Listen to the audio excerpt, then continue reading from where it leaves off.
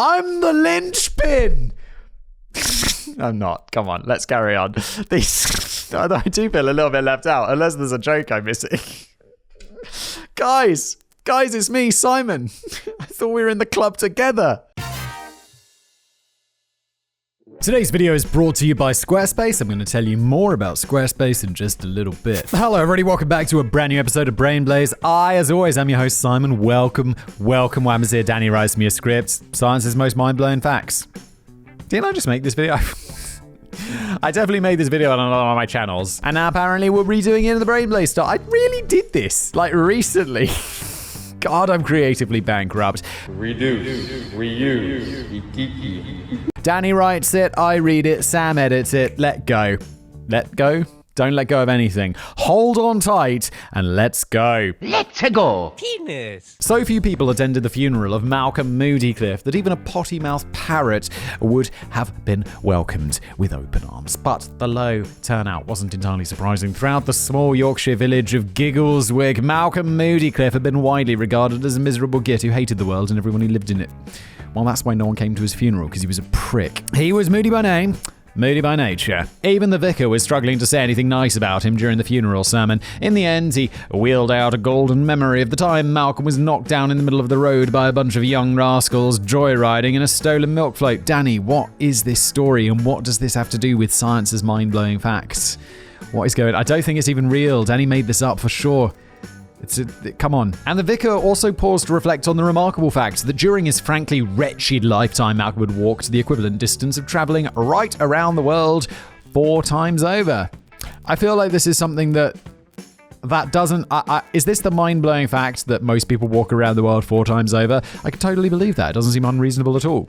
For a change, the vicar wasn't even lying, but it was hardly a distinctive lifetime achievement for Malcolm Moodycliffe. It's something most of us are destined to do. Whilst researching this, it became clear that most of my sources couldn't agree on how many times we would circle the Earth in our lifetimes if we spent all our days just mooching around on the equator. Some suggest that it would be the equivalent of 5 times, while others would report it to be only 3. While I'm no great mathematician, I found that when I punched all that data into my Sinclair pocket calculator, callback Danny, the answer is closer to 4. The average fit and healthy human who lives to be 80 years will walk around 110,000 miles in their lifetime. Walking right around the Earth covers a total distance of 24,901 miles. So by my calculations, the average person will have walked to the equivalent of going right round the world 4.4 times. Is this supposed to be absolutely mind-blowing? Because I'm not surprised by this. The Earth is really big. But also, we walk a lot. I haven't even left my office today. I'm still just walking around it, just walking around it. It's not, it all adds up. It really does.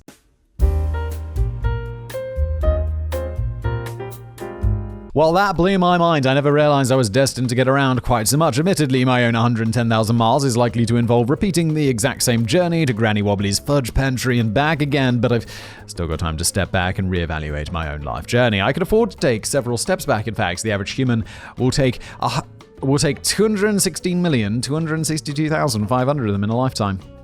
Holy shit.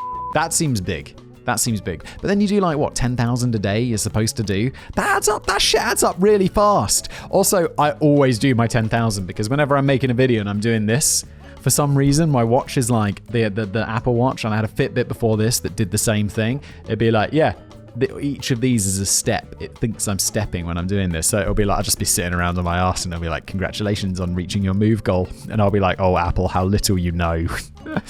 Apple's oh my God, we've got this guy. He's constantly walking. He's so fit. And that is very far from the truth. Paper trail. We were always taught at Borstal. Borstal's reform school. In the UK. Do you call it Borstal in America? That it's impossible to fold a pizza in half. Pizza. Simon, learn to f***ing speak. You wouldn't be folding pizza. Daddy's not making a f***ing calzone here. He's folding paper in half, and he can't do it more than 7 times because we've been told it's impossible. That's not technically true, although it would be incredibly difficult. I'm currently holding the invoice that Simon sent me for the annual radiator maintenance. Daddy always has to pay for that annual radiator. A radiator supposed to have annual maintenance? Really? I had some people and they were we want to, do the annual maintenance on your heat pump thing. And I'm yeah, let's just do it next year. It seems to be working fine. Because they're we want a few hundred quid. And I'm we could probably hold off on this because it was really new. Like I bought it last year, a couple of years ago, so I'm like, we'll just wait. You know, like when you get a new car and it can have like 3 years without an MOT or whatever. That's like what I'm treating it as. Soon I'll just like, oh, gotta replace the whole system. What the fuck are you talking about? And I'm struggling to fold it more than 5 times, but Mythbusters once proved that you can fold paper in half more than 7 times if you have enough energy and the right size paper. They even managed 11 folds using a steamroller and a forklift on a piece of paper the size of an airplane hangar. F***ing hell. That's a lot of folds though, and that's what I mean, it's a big piece of paper. Wow.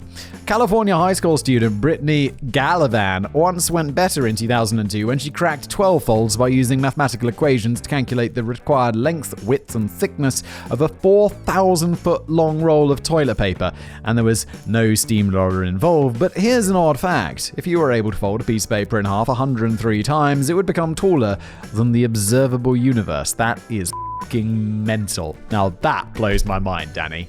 That impresses me. That's insane. It's one of those quirky cases of exponential growth where the numbers get out of hand very quickly. Every time you make a fold, you're obviously doubling the width and increasing the density of the paper. 10 folds would make the paper about the same width as your hand. 23 folds would increase the thickness to the height of a kilometer. 30 folds would actually get the paper into orbit, while 42 folds would reach the moon and 51 folds would reach the sun. I love exponential shit. That's just mental. 103 folds would get the paper to the outside of the observable universe, which is an estimated diameter of 93 billion light years. Hey, you're finally awake. Of course, it's not something you'd ever likely be able to manage, and I'm not quite sure what you'd do it with if you did. But what a load to leave the milkman. It's raining diamonds on Saturn. This doesn't blow my mind because I recently learned about it because I made like a video about Saturn or some shit. We should probably preface this with a probably, as nobody has actually taken a holiday to Saturn to observe this firsthand, but many scientists agree that if you did nip to Saturn for a quick old weekend break, you could well experience the extraordinary phenomenon of getting pissed on by diamonds raining from the sky. Diamonds are effectively nothing more than just highly compressed and heated carbon. Scientists had long speculated that the extreme atmospheric pressures of planets such as Neptune and Uranus had the power to squeeze carbon atoms in the air and create a diamond rainfall. And in 2013, researchers Kevin Baines and Mona Delitsky put forward a detailed presentation to the American Astronomical Society's Division for Planetary Sciences in Denver, Colorado, in which they proposed that Saturn was raining down around 1,000 tons of diamonds every year. I mean, I would say that would destroy the diamond market, but De Beers would somehow get in there and be like, no taking those diamonds from Saturn. We own them and we're going to restrict the supply. And he'd be like, yeah, but now we know diamonds are abundant. And De Beers are just like, exactly. No. And that's why diamonds are expensive, not because there's any inherent value or supply in them. Just De Beers control all the supply, which is crazy. Stop buying diamonds. It's waste of money. They described how lightning storms on Saturn zap the abundant methane in the air to liberate the carbon atoms, which then form large particles of carbon soot. As the soot falls, it quickly hardens into graphite, and as the graphite tumbles down into the deep, intense atmosphere of Saturn, it transforms into solid diamonds about a centimeter thick, which Kevin described as being fit for the late flamboyant movie star Elizabeth Taylor to wear. Don't get it. Why would Kevin describe it like this? This script's written by Danny. Oh, I'm confused. You guys have your own lore going on, and I'm not a part of it. I feel so left out. Yeah, it's rewind time. And in 2013, researchers Kevin Baines and Mona Delitsky. I'm the linchpin! I'm not. Come on, let's carry on. I do feel a little bit left out, unless there's a joke I'm missing. Guys, it's me, Simon. I thought we were in the club together. Bell, bell, bell, bell, bell, bell, bell, bell, and bell, bell, bell, bell, bell, bell, and... These diamonds then reach a temperature around 8,000 degrees Celsius, at which point they began to melt and turning into glittering diamond raindrops. Not everyone agrees, though. Professor of Planetary Sciences William Hubbard feels that not enough soot would be produced by the lightning storms of Saturn to enable diamond production, and that any soot would be destroyed by the increasing pressure and temperature before it had a chance to evolve into jewelry. But Kevin and Mona are pretty convinced that they've got the right chemistry, and even the majority of the most skeptical scientists concede that the theory can't can't be dismissed. But just in case you're thinking of hopping over to Saturn to pick up the millions of diamonds littered across the surface, you'll be best advised to leave the spacesuit on the coat stand. For starters, Saturn doesn't even have a true surface, which in my experience makes getting around a little bit tricky. It's a gas giant. It might have a solid core, right? Doesn't have a solid core, something that it formed around, but it's mostly just gas, or like this weird... Isn't it like a semi-liquidy, sort of mushy surface, I heard? And by heard, I mean I made a video about it recently and I already forgot. And by the time the diamonds had reached the extreme depths of the planet's core, they'll have melted into molten carbon. Saturn's diamonds are sadly not forever, and certainly not an astronaut's best friend. Also, diamonds are forever is just a name of a James Bond movie and something De Beers says. They aren't forever. You know, diamonds are really hard. They are really hard, but they're also brittle. Like, if you get a diamond and are like, this is really hard, it's less hard than a hammer. You smash it with a hammer, it's going to break. It is. It just is. Now, just before we continue with today's episode, let me tell you about longtime friends over at Squarespace. Look, if you've got an idea, maybe you've got some business that you want to start, some blog, something you want to tell your friends, maybe even a podcast. And if you start a podcast, you're going to want like a website to go along with it so people can go, they can see the little notes, you can tell them about your stuff. It's sort of just what you do even if you've got a YouTube channel, you probably want a website to go along with that, honestly. And when you do want to set up whatever it is you're doing, just head over to Squarespace and do it, because it's the easiest thing to do in the world. I mean, that's not true. Like, breathing's pretty easy, but Squarespace is like a close second to the difficulty of breathing. What you do is you go onto squarespace.com, you click, I'd like to make this sort of website. What they'll do is they'll present you a bunch of different options. They're on the screen, there's these beautiful templates, and you're like, boom, that one looks nice. I want that one. You click on it, and then it's all filled with like Lorem Ipsum and like super generic stock photos, but it looks pretty. And then what you do is you add your own text, you add your own pretty photos, and the next thing you know, you've got a website and you're basically done in half an hour. You go over, you add like an about page, a contact page, all of this stuff. There's templates, by the way, for all of this stuff, so it's ridiculously easy. But if you're thinking, Simon, I don't want to be constrained by the man. I want to create a beautiful site that is not only constrained by the limits of my imagination, Simon. Well, good news. Squarespace also is super customizable, so you can make a website that looks exactly how you want. Look, and when you've got it set up, when you're ready to go, there's a bunch of extra features which I'm desperately trying to scroll to because I always forget them. Member areas, email campaigns, collect donations. Look at you, look, there you go, bleeding hearts over there. Look, you can collect donations and give them to charities, I'm assuming, rather than, I don't know, donations for yourself, which would be a bit weird, I guess. But I don't know. Look, I haven't looked into how that works, so you'll have to figure it out for yourself. You'll be fine. I'm sure they explain it perfectly on squarespace.com. Social sharing, analytics, blogging tools, look, everything you need, right? Well, okay, so go to squarespace.com, and when you're ready to launch your new website, go to squarespace.com/blaze, and you'll get 10% off your first purchase of a website or a domain, which is brilliant. Again, squarespace.com/blaze. There's a link below. Thank you, Squarespace. And now back to today's video. The human body can dissolve razor blades. No. No. No. Are we making a video about myths that people believe? Because surely this will blow my mind, Danny. Holy let's go. If you're anything like me, you'll always begin to panic a little bit when you realise that you've accidentally swallowed yet another pesky razor blade. This sets me off. Like, that is just like an unpleasant feeling. Chef John Williamson from Lancashire knows what I'm talking about. In 2016, he was moaning to the Sun newspaper that it accidentally swallowed a razor blade which was hiding inside a loaf of Warburton's bread. What the fuck, my dude? Poor old John was demanding compensation for Warburton's after allegedly fighting for his life through this terrifying ordeal. But John was just being a big wuss. The human body is more than capable of completely dissolving such a puny little thing. How? Isn't it made of like steel?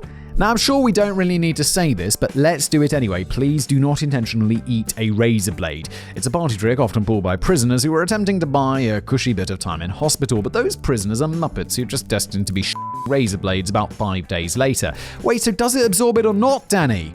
There's always a big risk of scratching your throat or your esophagus when swallowing anything sharp like a razor blade or a knife or a samurai sword. No I can imagine nothing more like, that is gonna f*** you up. It might even get stuck in your throat or at least cause a nasty infection, but once the swallowed razor blade hits your stomach, you should be fine.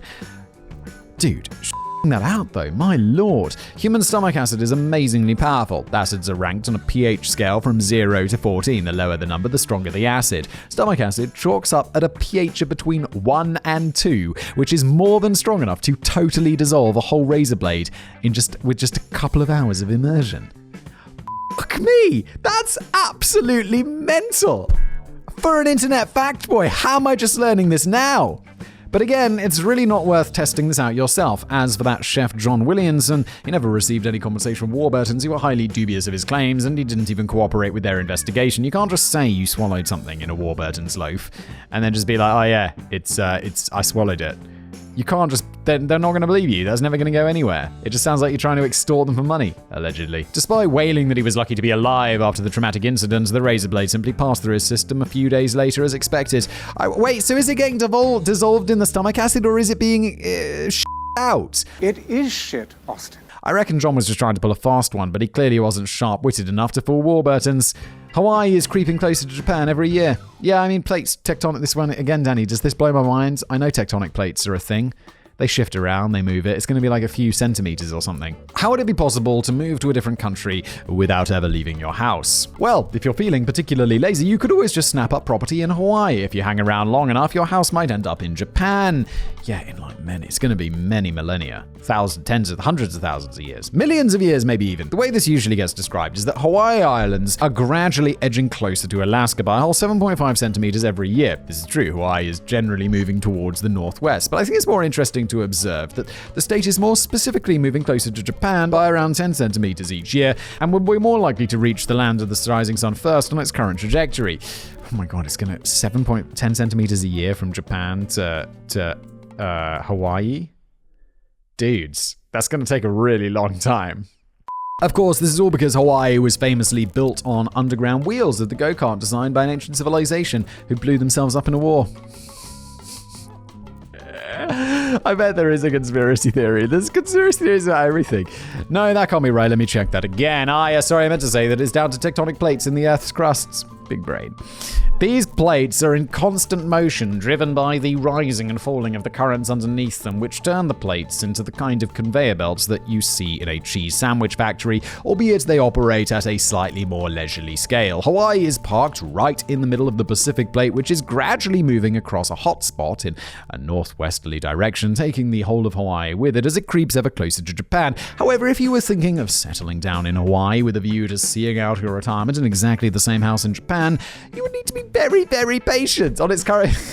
I already see the number. On its current trajectory, it would take 61 million years for Hawaii to actually reach Japan. There are no houses that are 61 million years old. That house is long gone. And as the plates can't change direction every few million years, it's quite possible that you might just end up slowly going right back the way you came. Besides which, Hawaii is slowly sinking anyway, and we're more than likely to have become completely submerged before it ever gets close to either Japan or Alaska. But I gather that Atlantis is not a bad little retirement spot either, and the Mermaid Lagoon has a happy hour every Wednesday afternoon between 1 and 2 p.m. Love a good happy hour, Danny. Shame Atlantis isn't real. You've never understood Atlantis, Bruce.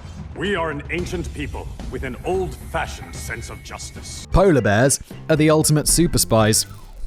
When your covert mission ventures deep into enemy territory, it goes without saying you're going to need at least one polar bear on your team. Of course it does. Why would you not take your polar bear?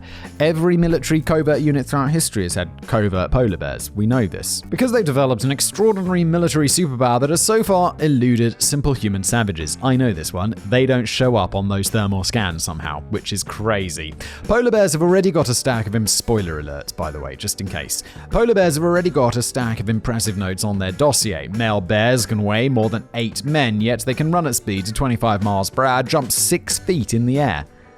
What? And can swim for days on end. One polar bear was recorded swimming for 9 days straight without once pausing for a cigarette break. They can also go for months without food, which means they pack very light for lengthy military operations. And they have ninja-like powers of disguise and camouflage, having fooled many of us into believing that they are white. In fact, their skin is jet black, and their hairs are completely translucent. What? Reflecting visible light, only to give the illusion that polar bears are white, as a massive pile of cuddly cocaine. Wait, so if you put a polar bear in the jungle, it's not going to be white? I've seen polar bears in zoos, they're white. That's crazy. But most impressively of all, polar bears have developed the technology to evade infrared detection. Told ya. This makes them a perfect candidate to slip undetected behind enemy lines or quietly tiptoe past the security sensors during an immaculately orchestrated jewel heist. While I say they've developed the technology, it's a remarkable superpower that just comes naturally to them. No Thermal cameras identify infrared by detecting the heat loss by a subject, but polar bears are the masters of conserving heat. They have a thick layer of blubber underneath their skin, which helps them to keep warm on those chillier Arctic afternoons, while the transparent outer layer of guard skin actually absorbs heat and actually reflects any infrared transmissions right back into the body of the bear. This did make me wonder why we just don't drape human soldiers in polar bear fur to create a Harry Potter-style invisibility cloak. Well, Danny, because we'd also need to remove all of their fat and also make that part of the cloak, which is going to be impractical and also quite disgusting. But apparently there were some military tests in this area. Really? Military? You didn't think about the whole fat thing? You know, you weren't like, it's not just the fur, it's also the fat. Or maybe that's how they discovered it. They were like, oh, well, we can't put it back on the polar bear, can we? Went too far with this one, boys. Look how they massacred my boy. However, researchers from Zhejiang University in China did start work in 2018 on developing a new biometric fiber inspired by polar bear fur, which has already proven to help rabbits evade infrared detection. Sounds very useful, doesn't it? But I think I'd choose to have the polar bear serving in my platoon over the rabbit. Having said all of this, polar bears shouldn't get too cocky, as every superhero has their kryptonite. For starters, they could still be detected by ultraviolet at the other end of the spectrum, and although they spend half their lives hunting for food, it's estimated that 98% of these hunts end in miserable failure. Even Malcolm Moodycliffe had a higher hunting success rate than that, and he was permanently banned from every shop in Giggleswick. Callback. Thank you, Danny. Thank you, Sam. Thank you, me, for making this brilliant episode that I'm sure you loved. It's definitely not really similar to another episode I made on another channel recently. Not in any way whatsoever. Thank you for watching.